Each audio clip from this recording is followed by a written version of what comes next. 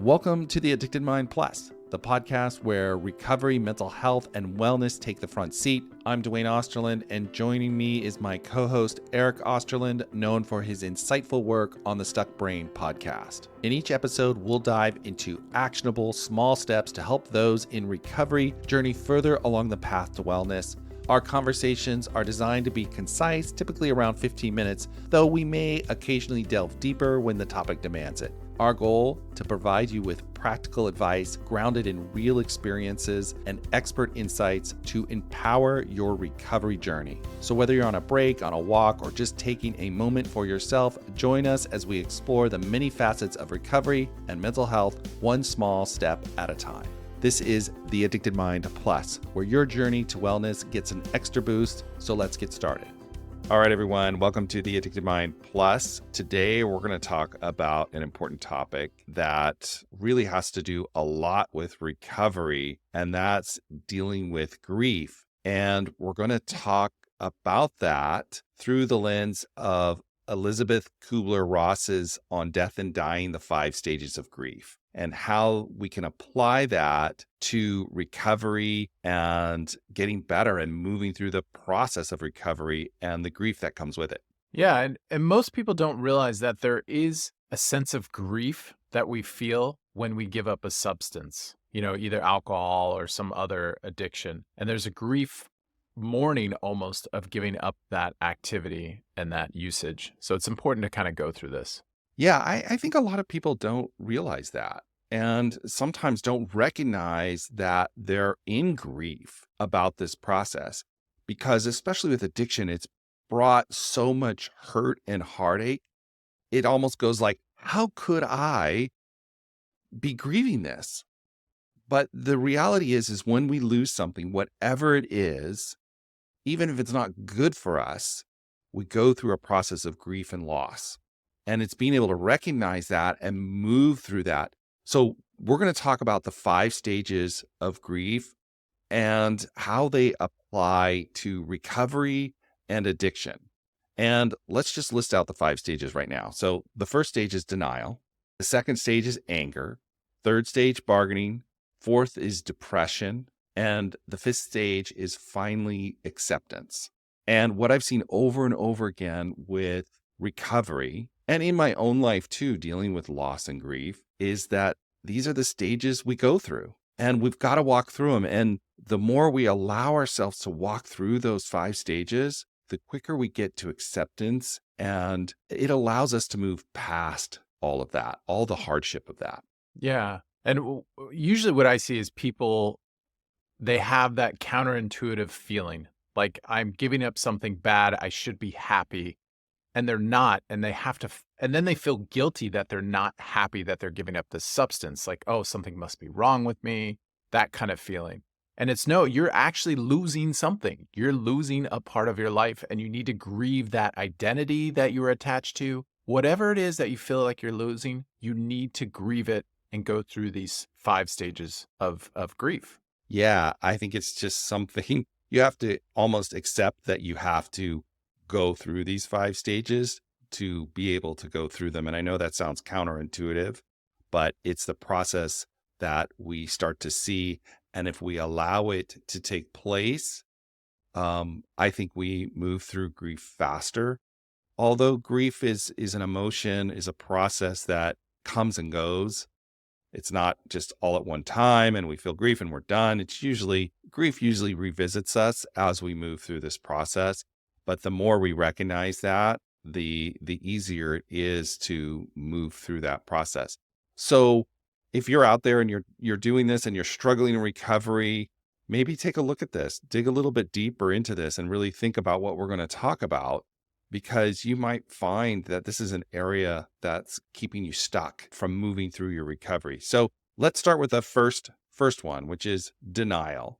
And this is where we refuse to acknowledge or accept the extent of our addiction and the harm it has caused to ourselves and others because we don't want to let go. We actually don't want to lose it. Yeah. We don't want to see it gone from our lives. It's the only way we know how to operate or function. It may be the only place in a way that we're experiencing joy at this time.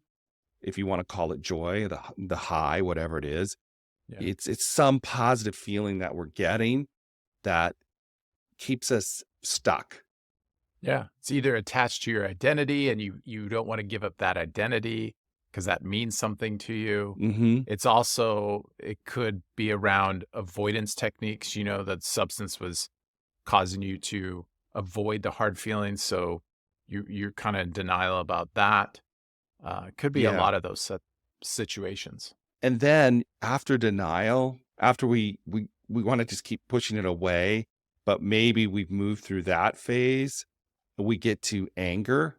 And that's where we have to confront the reality of our addiction. And what I see a lot when people are in this stage is there's a lot of anger towards themselves where they really beat themselves up. They're angry at the loss. Like, it isn't fair. The world isn't fair. It isn't fair that this has happened to me. Or angry at yourself too. How could I be such a horrible person? And you just want to beat yourself up as you go through this phase. And it can be really brutal. It can be. And then we move into the bargaining phase, which is more, the individuals are trying to deal, they're trying to compromise with attempts to control their addiction. So you'll have phrases like this: I only drink on weekends, I'll stop using if I can get my job.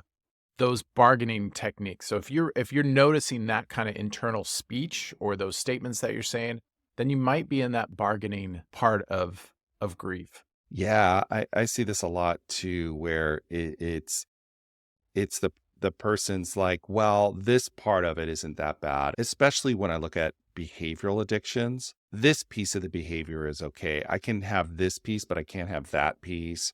Or they make all these deals with themselves. Like, this is the last time. Today is the last time. This is it. I'm done after this. They've made that bargain. They're not ready to really let it go and mourn that loss. It's like, well, I can still have a little bit of it. And I think it makes a lot of sense too, because when we look at addiction is about pain and hurt and suffering and trauma and shame. And addiction is the place that you can go that allows you to have a moment of respite from that. So I think the bargaining stage often lasts a lot longer for a lot of people until the consequences are really there. And they might slip back into that anger and denial piece. Like, this isn't linear in a way. We kind of move back and forth through these phases. But a lot of times bargaining is the place I see a lot of people sit for a long time, trying to really see if they can have it and not have it. Yeah.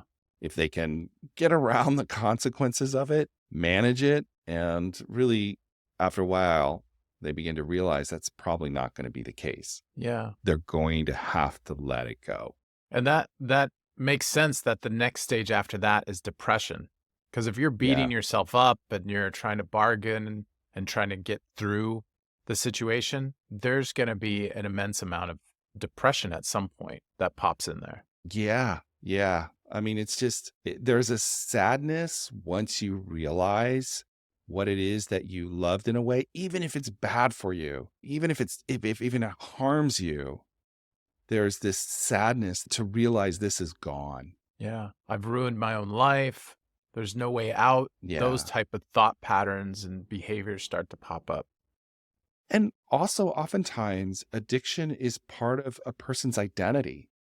Yeah. I mean, for a person who is in recovery, they're going to lose friends.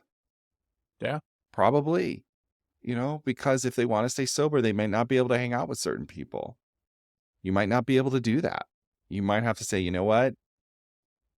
I'm going to have to let that go. And that becomes sad. Or my life is never going to be fun anymore. For a lot of people, alcohol is the way in which they socialize and they connect.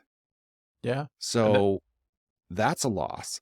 Yeah. Or their identity could be, I was the fun guy that was doing crazy things at parties. And now that part of me is gone because I'm not drinking or using substances. So you have to grieve that loss of that part of you. What am I going to look like now? What am I going to do to other people?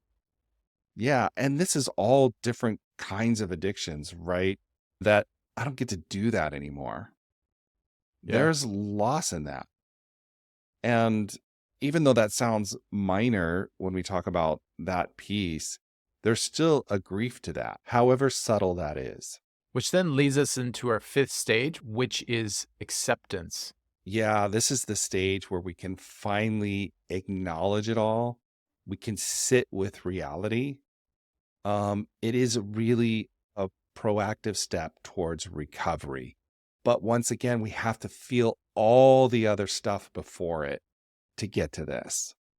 And I think it's about when I look at acceptance of grief and loss, I think there's an acceptance that this is gone for me. This part of me is gone, and I have to be sad about it, even if I know it's for the best.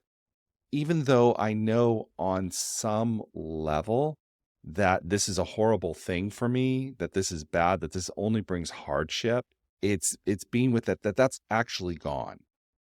It's actually gone. It will not return to my life no matter what. And I think we have to recognize that grief comes in a lot of different ways. Like sometimes grief in our life shows up not for anything that we've done, right? We just have a loss, right? We have to recognize that. And sometimes grief comes with choices we have to make.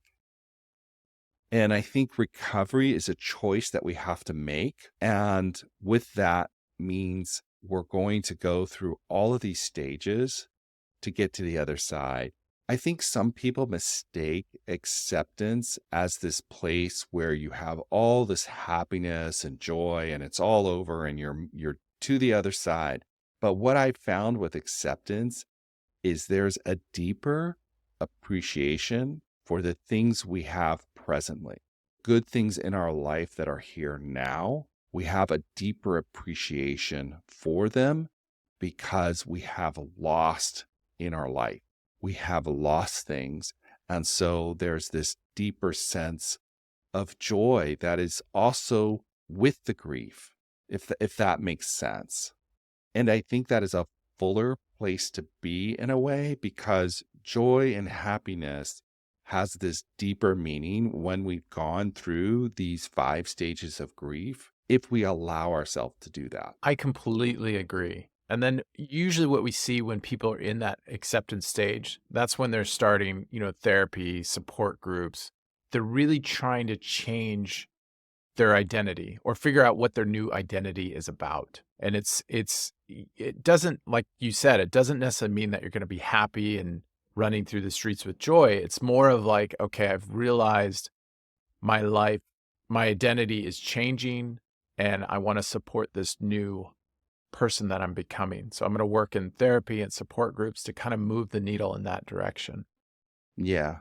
And the last thing I want to say about this is that we can look at these 5 stages and we can know them intellectually, but really we have to go through them experientially through our emotional process. A mentor of mine always said, recovery is an affair of the heart. We have to do this emotionally. We can understand it intellectually, but we got to walk through all of these phases and feel them fully. I would agree. You can't think your way through an emotional problem. You have to feel your way through it. Yeah. And that's hard Yeah. It's difficult. because these are painful emotions that we've got to walk through. Yeah. So, Eric, as we were talking, we were saying this is something that's universal to everybody. We all go through it. So we created a worksheet where you can explore each stage, look at it, ask questions about it, and see where you're at and what piece you need to go through in the future. It will help you move through this process to get to that piece of acceptance where you can move forward in your life. We think it'll be really helpful. And also, we want to invite you to join us at our deeper dive, where we're going to talk more about this topic You can register for that at theaddictedmind.com/plus. Just click on the button there and show up, and we can talk and have a conversation about this and walk through this process together. It's hard to get started. That's the hardest part, and that's where we're going to help you. Yeah. And we need community about it because this is a universal thing that we all struggle with. If you're alive and you're moving through this life, this is a process you're going to go through. And I think we do it better together. So join us on the deep dive. Go to theaddictedmind.com/plus, register, and we'll see you there. And download the worksheet. The link will be in the show notes as well. So check that out. See you at the deep dive. All right, everybody. Have a wonderful rest of your day, and we'll talk to you on the next episode. See you in the next episode. Thank you for tuning into The Addicted Mind Plus. We hope today's episode has brought you valuable insights and a small step to support your journey in recovery, mental health, and wellness. For more information about this episode and additional resources, please visit our website at theaddictedmind.com/plus.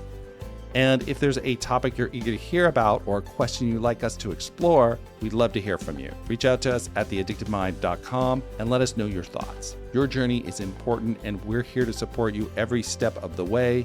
Until next time, take care and keep stepping forward on your path to wellness.